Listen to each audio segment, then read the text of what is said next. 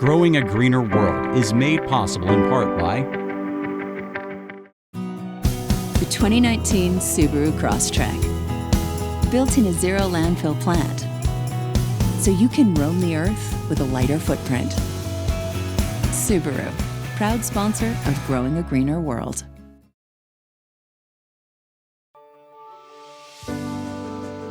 I'm Joe Lample.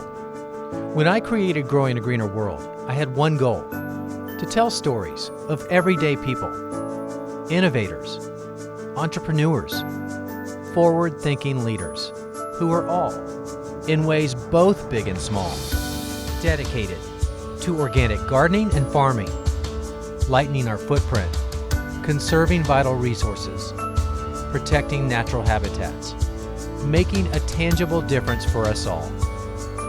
They're real, they're passionate, they're all around us. They're the game changers who are literally growing a greener world and inspiring the rest of us to do the same. Growing a Greener World, it's more than a movement, it's our mission.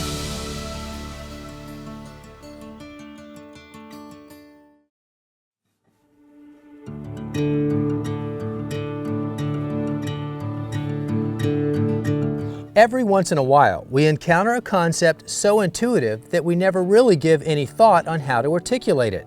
A good example is all the wild creatures we enjoy in and around our yards and gardens. They're just there, right? Naturally? But stop and think about what would happen if you took away their food sources and the places they live. Well, guess what? Those animals we take for granted as just being a part of our world suddenly won't be there tomorrow. And that's exactly what's happening all across America and beyond. Part of the problem is urban sprawl and habitat destruction. In too many areas of the country, there's no place left for wildlife, but in the landscapes and gardens we ourselves create. Have you ever stopped to consider that all the food for all the animals on this planet starts with energy harnessed by plants? So choosing the right kinds of plants in our gardens is playing a bigger and more important role than ever in sustaining directly or indirectly all the animals with which we share our living spaces. But we add to the problem when we replace too many of our native plants, plants that have adapted to our surroundings over millions of years, with exotic specimens and new varieties, sometimes called alien plants, that are chosen more for aesthetics and maintenance reasons than for the role they play in the local landscape. Our love affair with non-native plants that have been purposely introduced into our surroundings threatens that delicate relationship.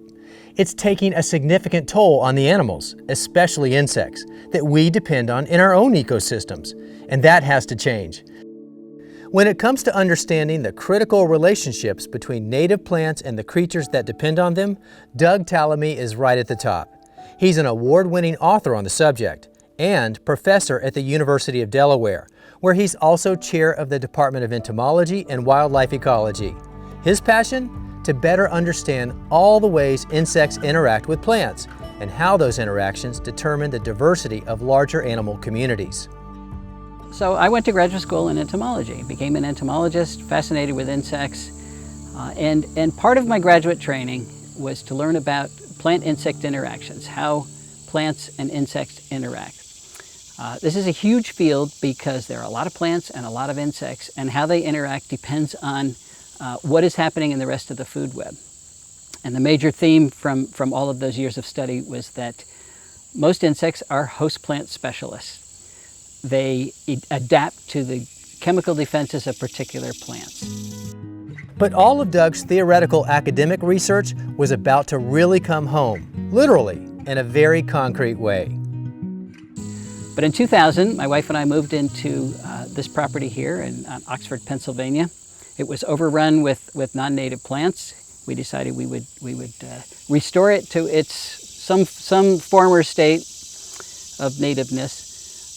And in the process of doing that, I noticed, well, our local insects are not eating Oriental bittersweet and autumn olive and Japanese honeysuckle and bush honeysuckle.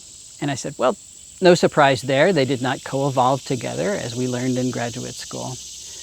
Now, nobody was talking about non-native plants back then. The term invasive species didn't exist. Even though they were here, we weren't talking about them. The terms invasive, alien, non-native, and native plants are common today, but they were rarely mentioned even just a generation ago. So perhaps it's no surprise that there's still a bit of confusion and disagreement about what they actually mean. Some people think, well, if it's from North America, it is native, and they'll gather plants from all over North America and put them in their garden. But what they've really done is create a North American plant zoo. A native plant, by my definition, is one that has evolved within the context of the local food web.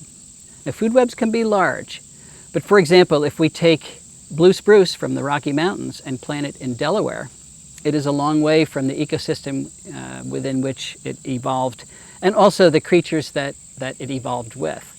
So organisms in Delaware have never seen a blue spruce before, and even though the plant is from North America, it is not from a Delawarean ecosystem.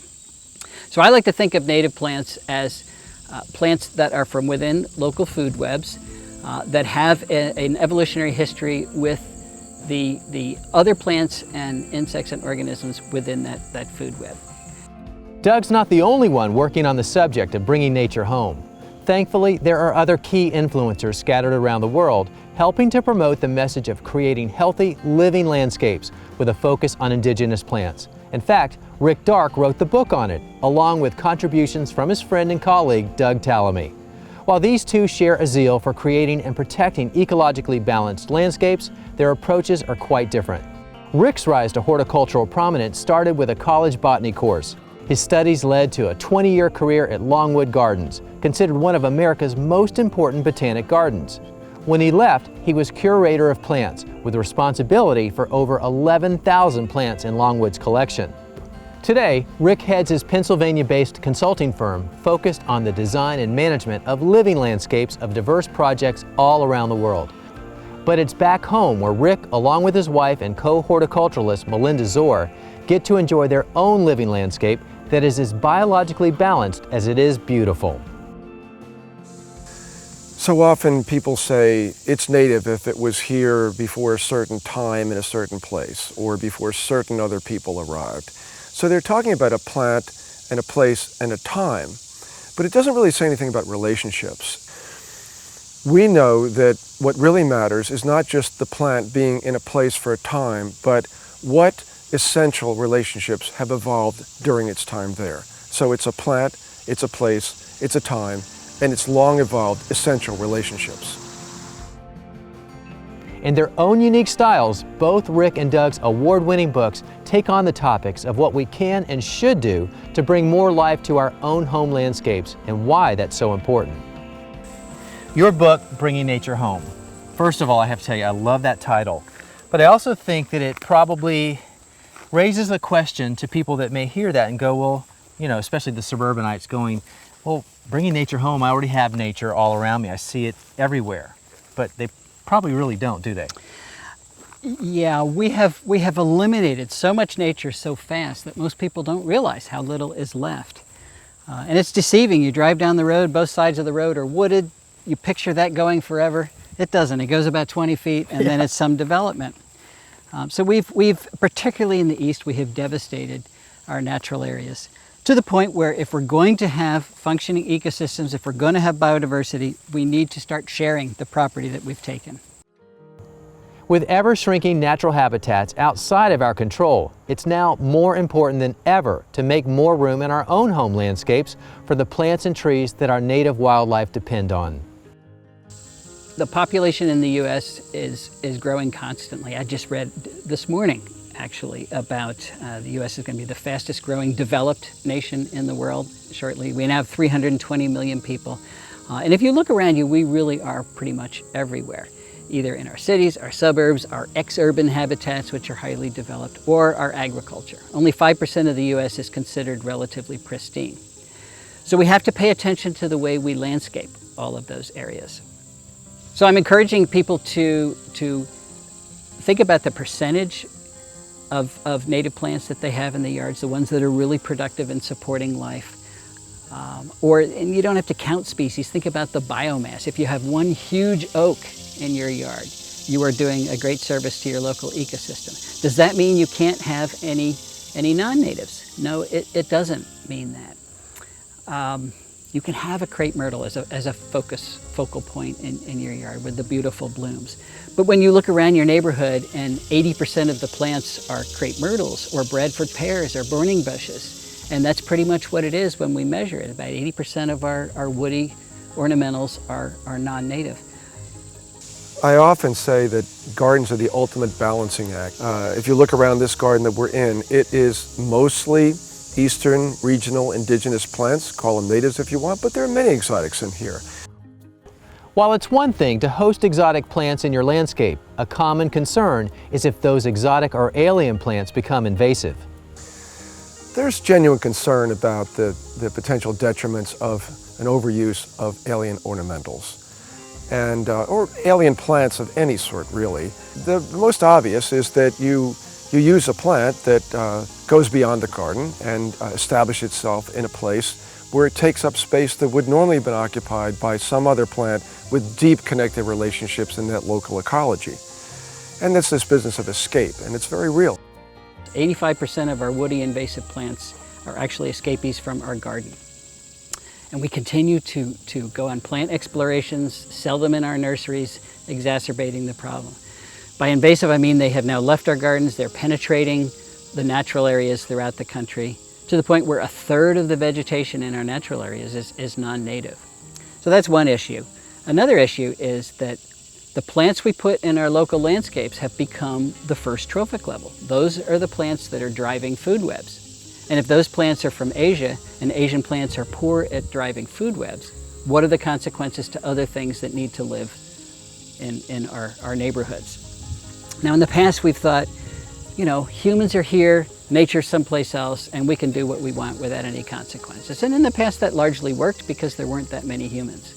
Today though, we're pretty much everywhere. We're either agriculture or we're our shopping malls, our suburbs, our cities. And if we landscape those areas with plants that are not supporting food webs or supporting them very poorly, we're going to seriously impact other creatures in our ecosystems. Why does that matter? Because it is the diversity of life in ecosystems that runs those ecosystems. As you increase the number of species in ecosystems, ecosystem function goes up. If you decrease it, ecosystem function goes down. Why do we need ecosystem function? Because ecosystems create the ecosystem services that support humans. So all of this is tied together. We can be selfish about it. We need to preserve other species right where we live for our own good. While the term ecosystem function can sound a bit intimidating, think of it in terms of the simple yet important things that allow nature to function as it was intended. For an entomologist like Doug, it always comes back to the bugs. You and I share an admiration for a special author, E.O. Wilson. And he has a quote in your book about bugs. And he says, they're the little things that run the world. That is so true, because they are crucial to almost every aspect of terrestrial ecosystem function. They recycle nutrients, they pollinate our plants, which then sequester carbon. They're essential to food webs. If we were to eliminate insects from the earth, according to EO, humans would last about 2 months. Wow. So now we can do that experiment and see what happens, but I'd rather not. I'm with you. A much less drastic experiment that Doug tried drives home just how critical it is to the entire ecosystem to have lots of native plants to attract large insect populations.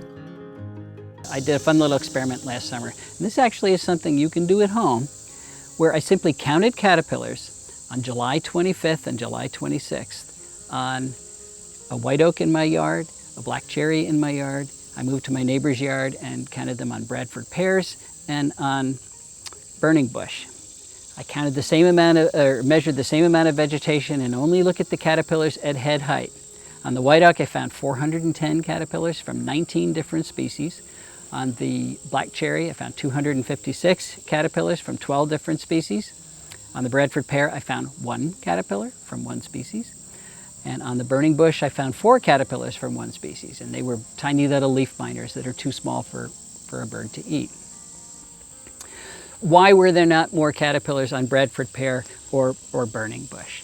Because there are chemical defenses in those plants that our local insects have not adapted to. insects in China can eat calorie pear, that's what Bradford pear is, and burning bush, a species of euonymus, because they have been exposed to those chemicals for eons. But now that they're over here, they've only been over here, what, 100 years? It's nothing in evolutionary time, and our insects have not been able to adapt to those plants. Our insects can eat the oak and the black cherry because they have been in these ecosystems for actually millions of years, and the insects have adapted to them. Very productive plants. Now in the past, one of the reasons we chose Bradford pear and burning bush and all these other plants was the fact that they were pest-free. They had nothing eating them. It was a criterion we looked for. And if we're growing our plants strictly as decorations, that becomes an important trait.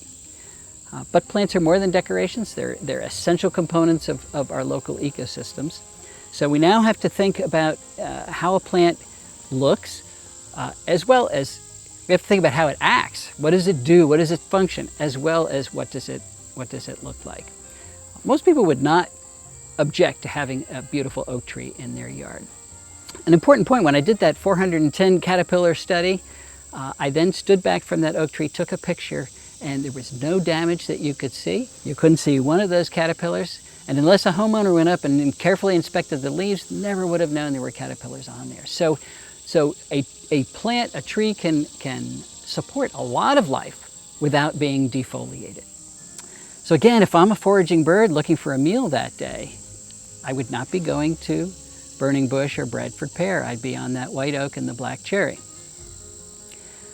So the plants you put in your yard have a tremendous impact on local food webs. And yet, we continue to fill our yards and landscapes with plants and trees that have little to do with promoting those vital relationships between them and wildlife. So what are the hurdles then? Because we still tend to gravitate towards those alien ornamentals because we like that beauty and we like the fact that those plants are pest-free, but that's not really what we need. We need to adopt more of a philosophy of embracing the natives. Right. How are we going to do that? Right. We need to educate people that this is necessary, that a typical homeowner's property is an important component of the local ecosystem. They can't opt out of ecosystem function anymore. They have to participate. And the way to participate is to bring those functional plants back to the landscape. Once that message is delivered, I have found that people are very receptive and they're eager to take part in what is a huge conservation movement. Kind of important. Very important. So what brings life to a landscape in a way that not only promotes more vibrant wildlife habitats, but also satisfies the desires of the people living there? While plants will always be at the heart of any garden or landscape, Rick spends a lot of time studying this very topic. He suggests that rather than beginning with a set of objects, we start with a set of goals to ensure the landscapes we live in are beautifully layered, biologically diverse, and broadly functional. And the key to that is a focus on building layers with a simple, logical process. It begins with simply looking around your landscape and taking inventory. Look at your landscape. Do you have a canopy? What does the ground layer look like? Is it mulch or is it a richly organic accumulation in which all kinds of things live? Do you have an understory? Do you have a shrub layer? We are so often taught to approach gardens in terms of what plants you have, not what layers do you have, that we take an object-oriented approach to the landscape instead of a relationship-oriented approach. And getting back to layers means you will be thinking about relationships. It's important to bring layers back into the garden because there's so many things that depend upon the special nature of different layers. They are layer specialists. There are animals and plants that really only live in the ground layer. There are others that really live in the mid-story. There are others that are only canopy dwellers. If you don't have these different things, you just simply cut out the opportunity for a lot of these things to live. Leave it to Rick's colleague Doug and his insatiable quest for understanding ecosystem function to identify a key missing link in the modern landscape. When Doug was starting to look at relationships and where they exist, and he was looking at how many relationships were disappearing from a lot of our common ground. You go out and what you thought was the wild or nature, and in fact the layers were gone and there was not that much living there. And so he's thinking, where can we find a new place for that to happen? And if you look at the extent of the suburbs and you said, okay, if each person who has their suburban plot, if they think of themselves as living in a little bit of this new nature, they can reprise the layers, they can bring that richness back, and it really can be a new definition of nature. So really the suburbs and our collective gardens become the new nature. So as you design or modify your landscape to be a part of the new nature, think in terms of how you're building it in layers. Working from the top down, the tallest layer is always the canopy. While you don't often notice them from their showiness and flower, the autumn color of deciduous canopy trees is unsurpassed. Moreover, it's their sheer mass of wood and volume that provides sustenance, hunting and resting perches, and nesting cavities for an abundance of birds, mammals, insects, and other invertebrates. Beneath the canopy resides a multitude of smaller trees referred to as the understory tree layer. While this layer offers so many choices in size, shape, color, flower, and form, the aesthetic value to us is vast, as are the benefits to a lot of wildlife. Understory trees offer ideal density, height, food sources through flower, fruit, and seeds, and branching structure for shelter and nesting. These features and more make understory trees the only good option for many species where canopy trees are too high. Heading back down closer to earth, the shrub layer occupies space beneath the understory trees.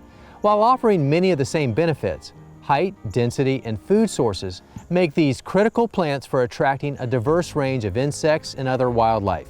In addition, it's perhaps the most versatile layer for design functionality in the landscape. The herbaceous layer is the lowest of the above-ground layers. It also has the greatest botanical diversity of all above-ground layers, simply because there are more species of these than of all woody plants. And a more diverse layer offers more shelter and cover for wildlife. An important added benefit is an overlapping sequence of blooms through the seasons, leading to a succession of ripening fruits and seeds, a staple food source for countless creatures. Finally, we have the ground layer. For most residential landscapes, the ground layer of choice is mowed turf. While it serves a purpose in the landscape, its function in ecological biodiversity is slim. In fact, mowed turf offers little to the cover, shelter, and sustenance necessary to sustain wildlife.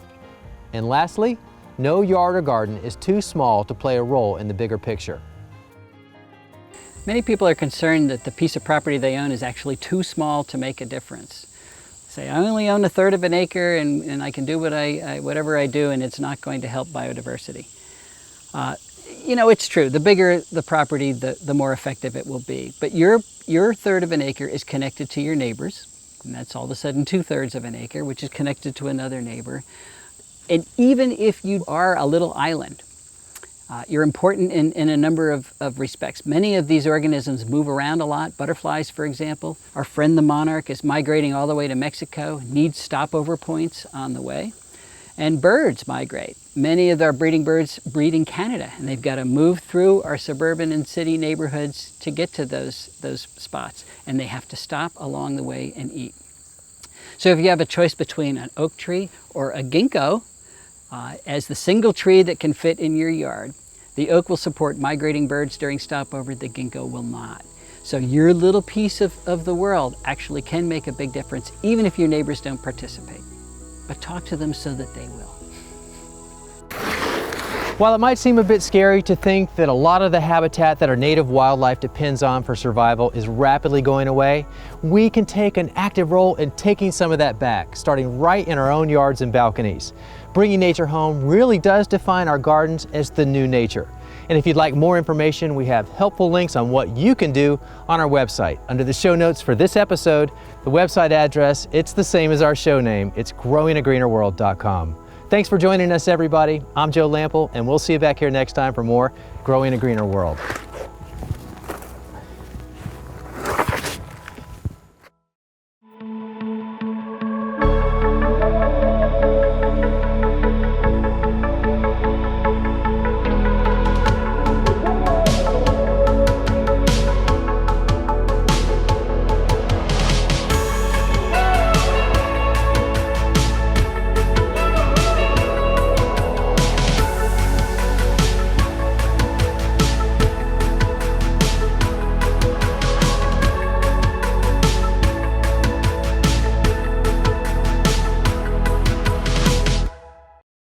Now you can continue your garden learning online in courses from me, Joe Lample, in my online gardening academy. Classes are designed to teach gardeners of all levels, from the fundamentals to master skills. Explore the courses available right now, plus new topics covering everything you need to know to grow like a pro. Take each class on your own schedule, from anywhere. Plus, you'll have opportunities to ask me questions about your specific garden in real time. Go to joegardner.com/learn for details today.